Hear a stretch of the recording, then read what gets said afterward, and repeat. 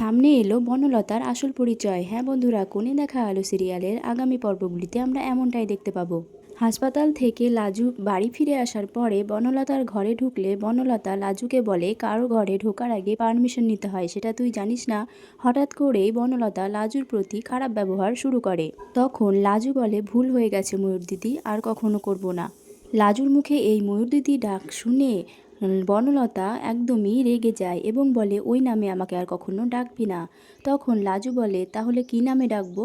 তখন বনলতা বলে আমার নাম যা তাই বলে ডাকবি, বনলতা বনলতা দিদি বলে ডাকবি, আমাকে ময়ূর দিদি একদম বলবি না।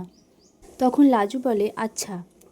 তো বন্ধুরা, তোমাদের কি মনে হয় বনলতা কেন এই নামে ডাকতে লাজুকে বারণ করলো? তবে বনলতার কি অন্য পরিচয় আছে? সে কেন তবে এই ছদ্মনামে নিয়েছিল?